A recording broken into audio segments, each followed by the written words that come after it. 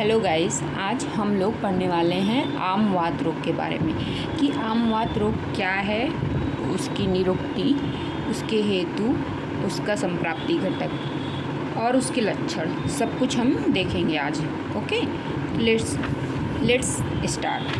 अब आमवात रोग जो है, इसका वर्णन किसने किया था? तो इसका वर्णन सर्वप्रथम आचार्य माधवकर ने किया था। ठीक है, माधव निदान में, यानी इसका चरक और सुश्रुत में वर्णन नहीं मिलता है आमवात रोग का, है ना। अब इसको निरुक्ति क्या है? आमेन सहित वात आमवात, यानी कि जिस रोग में जो वात है वो आम दोष के साथ हो उसको आमवात कहते हैं। ठीक है, अब इसके हेतु क्या है?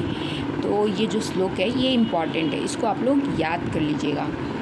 विरुद्ध आहार चेष्टास, यानी आप विरुद्ध आहार कर रहे हैं और क्या कर रहे हैं? विरुद्ध चेष्टाएं भी कर रहे हैं। अब विरुद्ध चेष्टाएं क्या हो सकती हैं? तो विरुद्ध चेष्टा का मतलब ये है कि आप ऐसी चेष्टाएं कर रहे हैं जो आपको नहीं करनी चाहिए। जैसे कि आप देखते हैं कि कभी कभी लोग हैवी वेट लिफ्टिंग कर लेते हैं, तो उसकी वजह से क्या हो जाता है? नसें खींच जाती हैं, या आपको बहुत ज़्यादा नहीं दौड़ना चाहिए, बहुत ज़्यादा दौड़ रहे हैं और आप अपने, जैसे कि कुछ लोग होते हैं ना कि अपनी बॉडी मूवमेंट्स हमेशा पैर हिलाते रहते हैं, हाथ हिलाते रहते हैं हमेशा, मतलब ऐसे बॉडी मूवमेंट्स करते हैं जो नहीं करना चाहिए, जिनका कोई मतलब नहीं है। तो वो क्या है? विरुद्ध चेष्टा। और विरुद्ध आहार तो आपको पता ही है कि जो आहार ऐसे कि जो कि हमें विरुद्ध हो एक दूसरे के, ऐसे आहार को लेना। जैसे कि आप दूध और मछली को खा रहे हैं एक साथ, तो वो विरुद्ध आहार में आएगा। ठीक है।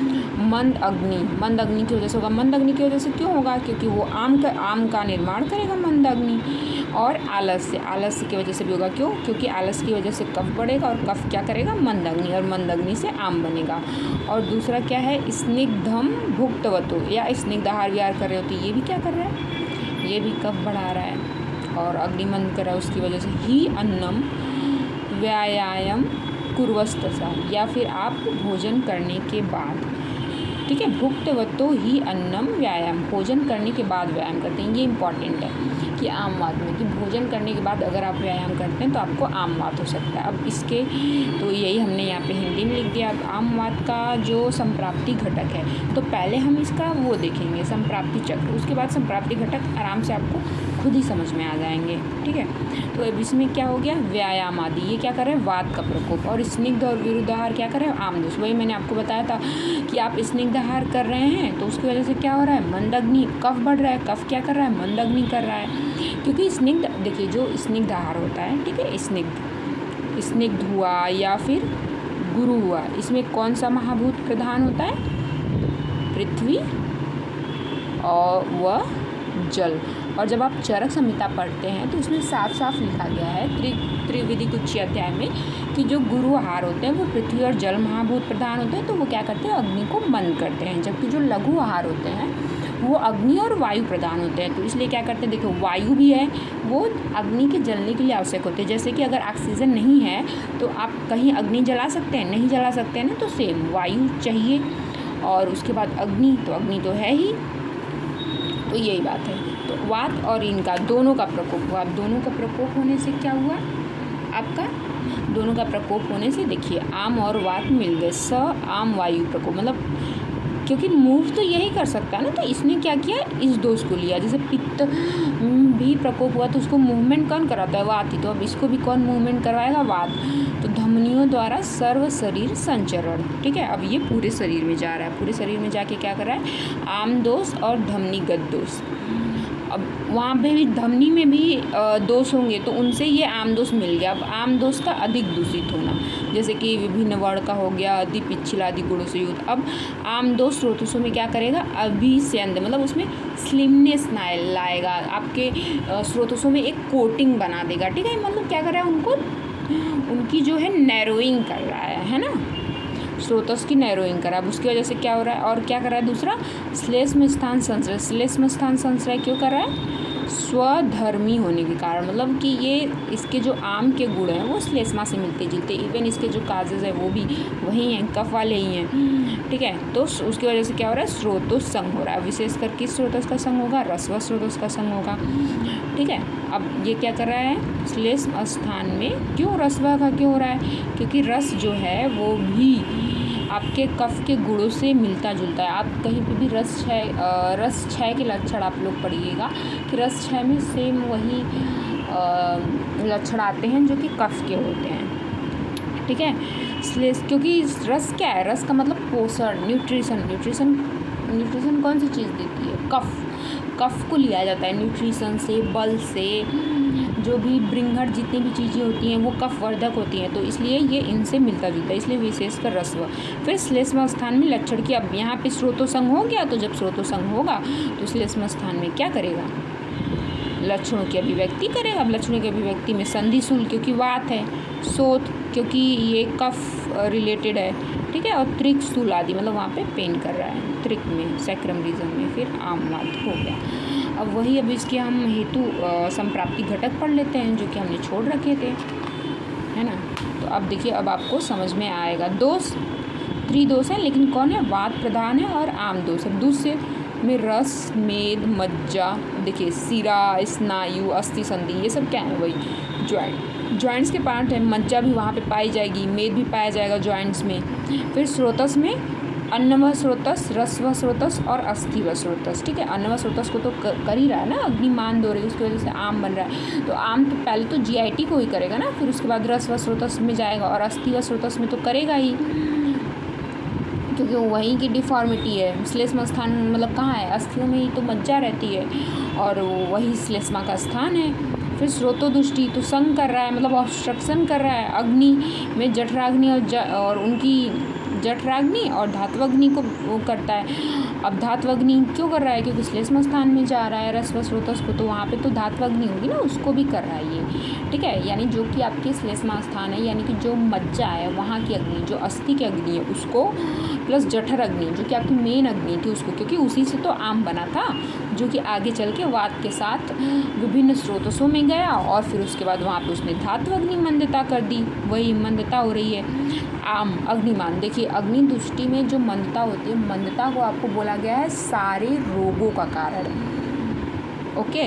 अब आम क्या है, अग्निमांद जन्य है, ऑब्वियस सी बात है। अधिष्ठान श्लेष्म स्थान, संचार तो सर्व शरीर है, हमने देखा था यहाँ पे कि धमनियों के द्वारा क्या हो रहा है, धमनियों के द्वारा सर्व शरीर संचरण हो रहा है, ठीक है। तो सर्व शरीर में संचरण हो रहा है, तो जहाँ जहाँ उसको श्लेष्म स्थान मिलेगा वहाँ वहाँ लक्षण वो करेगा, ठीक है। देखिए उद्भव स्थान का है, तो पहली बार तो आमाशय से ही उद्भव हुआ होगा क्योंकि वहाँ पे ही आम बना था। अब व्यक्त स्थान का है, संचार स्थान पूरे शरीर में, लेकिन व्यक्त वहाँ पे होगा ना जहाँ पे आम रुकता है। आम कहाँ पे रुकता है, वात के साथ संचरण पूरे शरीर में करता है, लेकिन रुकता श्लेष्म स्थान पे है। और श्लेष्म स्थान क्या है, वही संधि स्थान, ठीक है। रोग मार्ग क्या है, ये मध्यम है ना, क्योंकि इसमें होता है ना रोग मार्ग में, तो कि कौन सा मार्ग है, तो ये मध्यम रोग मार्ग है, ठीक है। स्वभाव क्या है, आंसुकारी और कष्ट साध्य है, बहुत जल्दी वो करता है, होता है, और कष्ट साध्य, जल्दी ठीक नहीं होता है ये, ऑब्वियस सी बात है। आपके कहाँ पे पहुँच गया है। अब इसके हम भेद देखते हैं, ठीक है। तो भेद में जो ये है सारंगर के अनुसार, तो इन्होंने वातज, पित्तज, कफज, सनिपातज माने, जबकि माधव निदान और योग रत्नाकर ने क्या माने हैं, वातुलवड़, पित्त, कफ और ये जो द्वंदज थे, द्वंदज को भी इन्होंने अपने अंदर इंक्लूड कर लिया, ओके। तो जो सारंगर का है ये 4 प्लस ये 3 मिला के, ठीक है, 7 हो गए। और लक्षण के आधार पे ये इंपॉर्टेंट है, देखिए लक्षण के आधार पे क्या है, आंसुकारी, चीरकारी, ठीक है। अब पूर्व रूप इसके केवल एक वंग सेन संहिता में दिए हैं कि सिरो रुजा होगी, गात्र रुजा होगी। अब देखिए पूर्व रूप में, देखिए ये सब किसके पूर्व रूप है, सारे के सारे कफ के हैं। अग्निमान, दौर्बल्य, गौरव, अनाह, सदन, कफ प्रसेक, हृदय गौरव, अपाक। अब इसके हम सामान्य लक्षण देखते हैं, ओके। तो सामान्य लक्षण में क्या क्या है, तो सामान्य देखिए माधव निदान का है तो वहीं पे आया है, अंगमर्द है, अरुचि है, तृष्णा है, आलस्य है, गौरव है, ये सारे आपके आम के लक्षण हैं, ठीक है। अंग मर्द करेगा, अरुचि खाने की इच्छा नहीं करेगी। ऑब्वियस सी बात है, आपको पहले से ही इंडाइजेशन हुआ है तो आपको कुछ खाने की इच्छा करेगी। तृष्णा, प्यास लगेगी बहुत ज़्यादा। आलस्य होगा, गौरव होगा, क्योंकि कफ है तो कफ मतलब आम है जो जिसके कि लक्षण कफ से मिलते हैं, उसने स्रोतस संग कर रखा है तो आलस्य और गौरव तो होगा ही। ज्वर है, अपाक है, इंडाइजेशन, अंग अवयव में शून्यता है क्योंकि वात वहाँ पे बढ़ा हुआ है तो ये वात के लक्षण है। संधि शोथ है, स्वेलिंग होगी वहाँ पे, और उठने बैठने और चलने में कष्ट का अनुभव होगा। अब ये देखिए आंसूकारी, आम वात के लक्षण। चीर आंसूकारी का मतलब अभी जस्ट उसकी स्टार्टिंग हुई है, अभी ज़्यादा टाइम उसको नहीं हुआ है, ठीक है। तो इसमें आपको कम डिफ़ॉर्मिटी मिलेगी और जो चीरकारी उसमें आपको ज़्यादा डिफ़ॉर्मिटी मिलेगी। आम वात को हमारे जो आयुर्वेद में है उसको जोड़ा जाता है रूमेटॉइड अर्थराइटिस से। अगर आप रूमेटॉइड अर्थराइटिस पढ़ते हैं तो उसमें आप देखेंगे कि जैसे जैसे उसकी क्रोनिसिटी बढ़ती है वैसे वैसे क्या होता है कि जो डिफ़ॉर्मिटीज़ है आपके अपर लिम्स में, लोअर लिम्स में, वो बढ़ जाती है। सेम वैसा ही यहाँ पे भी है क्योंकि इसकी तुलना उसी से की जाती है। हस्त, पाद, सिर, गुल्फ, त्रिक, जानु आदि संधियों में जहाँ आम वात होता है वही मेनली स्वेलिंग होगी और वेदना होगी, ठीक है। और फिर क्या है, अग्नि, मांद्य, प्रसेक, अरुचि, गुरुता ये हो रही है आम की वजह से। उत्साह हानि, वैरस्य, दाह, बहुमूत्रता। अब यहाँ पे ये इम्पॉर्टेंट है। निद्रा विपर्य, मतलब उसको क्या है कि रात में नींद नहीं आएगी, उसको दिन में नींद आएगी। उदर में भारीपन और सूल। अब ये देखिए अंग वैकल्य, वैकल्य का मतलब क्या है कि डिफॉर्मिटी हो रही है वहाँ पे, है ना, डिफॉर्मिटी। बटन होल डिफॉर्मिटी, स्वान नेक डिफॉर्मिटी, कॉकअप डिफॉर्मिटी, ये सारी डिफॉर्मिटी, ठीक है। खंज, पंगु और अस्थि संधि विकृ। अब खंज क्या है तो लिम्बिंग ऑफ वन और बोथ लेग। पंगु में दोनों लेग में आप में डिफॉर्मिटी होगी, खंज में केवल एक। अस्थि संधि विकृति वही है कि ये जो यहाँ पे जॉइंट्स है इनमें विकृति होती है। तो आपको मैं बता चुकी हूँ कि स्वान नेक डिफॉर्मिटी होती है, बॉटल नेक, कॉकअप होता है, ये सारी चीज़ें। तो ये जब हम लोग ऑस्टियोआर्थराइटिस पढ़ेंगे तो वहाँ पे मैं आपको अच्छे से एक्सप्लेन करूँगी, ठीक है। संकोच व शोष, है ना, शोष का मतलब क्या है कि बहुत दुबला पतला व्यक्ति हो जाएगा। फिर संधि शोथ और उत्सेद वही है, संधियों में शोथ होगा, वहाँ पे स्वेलिंग होगी और वो उभरा हुआ दिखेगा वो भाग आपका, ठीक है। अंगुली और संधि वक्रता, अंगुली और संधि वक्रता क्या है, वही जो मैंने आपको सारे जो डिफॉर्मिटी बताई थी स्वान नेक, उसमें क्या हो रहा है आपके गर्दन, जो स्वान होता है उसकी गर्दन की तरह ये क्या हो रही है, ये सब ट्विस्ट हो जा रही है, मतलब कुछ, ठीक है, और कुछ ऐसा सा हो जाता है, ऐसी सी आपकी उंगलियां हो जाती हैं। और संधि जाड्यता मतलब वहाँ पे जकड़ाहट रहेगी। अब ये आपका हम लोग देखते हैं कि दोष के अनुसार लक्षण। तो देखिए अब पित्त का अनुबंध है तो ऑब्वियस सी बात है दाह और रक्तवर्ता होगी, मतलब कि वहाँ पे स्वेलिंग और पेन तो दिखेगा लेकिन आपको वहाँ पे क्या दिखेगी, रेडनेस दिखेगी और बर्निंग सेंसेशन, वो बोलेगा बंदा कि ऐसा उसको लगता है। वात है तो प्रभावित अंगों में शून्यता, मतलब नम्बनेस भी उसके साथ साथ आपको दिखेगी, है ना। कफ में है तो स्तमित, गौरव और कौंडी, ये मेन इंपॉर्टेंट है इसकी ईचिंग और इसका ये दाह और रक्तवर्ता पित्त वाले में। तो आप मतलब इसमें ये भी पता लगा सकते हैं कि और उसमें कौन सा दोष है ना। और उपद्रव तो तृप्त यानी उसको प्यास लगेगी, छर्दी, भ्रम, मूर्छा, फेंट हो जाएगा वो व्यक्ति, हृदग्रह, हृदय में उसको लगेगा कि मेरे मतलब चेस्ट रीजन में जकड़ाहट सी है, ठीक है। मल विबद्धता, कॉन्स्टिपेशन, जाड्यता, स्टिफनेस, आंत्र कूजन, अनाज। जब मैं आपको ऑस्टियोआर्थराइटिस पढ़ाऊंगी तो उसमें मैं बताऊंगी आपको कि ऐसा ज़रूरी नहीं कि वो सिर्फ जॉइंट्स में होता है, मतलब जब क्रोनिक स्टेज होती है तो जो वो सेल्स होती हैं जिनकी वजह से मतलब ऑटो इम्यूनिटी डेवलप होती है, जो जिस प्रोटीन मतलब चेन में प्रोटीन चेन में डिफेक्ट आ जाता है तो जो प्रोटीन बननी चाहिए वो न बन करके दूसरी बनती है, फिर उसको हमारी body as a antigen treat करती है। तो अगर ऐसी मैकेनिज्म हमारे बॉडी में, ज़रूरी नहीं है कि केवल स्लेस मतलब कि जॉइंट्स में ही, अदर रीजन में भी हो सकती है, तो वहाँ पे भी उसके भी सिम्टम्स आ सकते हैं। तो वो वही है कि हृदग्रह मतलब कि अब क्या है कि वो वहाँ तक पहुँच चुकी है आपकी जो डिज़ीज़ है, मतलब कि होल बॉडी को अब अफेक्ट कर रही है। इस वजह से हृदय मतलब कि आपके हार्ट में भी सिम्टम्स आ रहे हैं। ओके, आंत्र पूजन,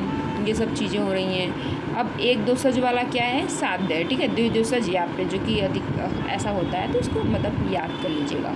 सन्निपातिक ऋच साध्य है, ठीक है, और सर्वांग शोथ और उपद्रव, मतलब ये सारे उपद्रव आ गए, मतलब वो क्या है, बहुत ज़्यादा क्रोनिक हो चुका है और पूरे शरीर में शोथ है, तो क्या होगा, वो असाध्य होगा। ओके, तो ये आपका चैप्टर हमने ख़त्म कर लिया। Thank you. अब इसके बाद हम लोग ऑस्टियोआर्थराइटिस की वीडियो पोस्ट करेंगे।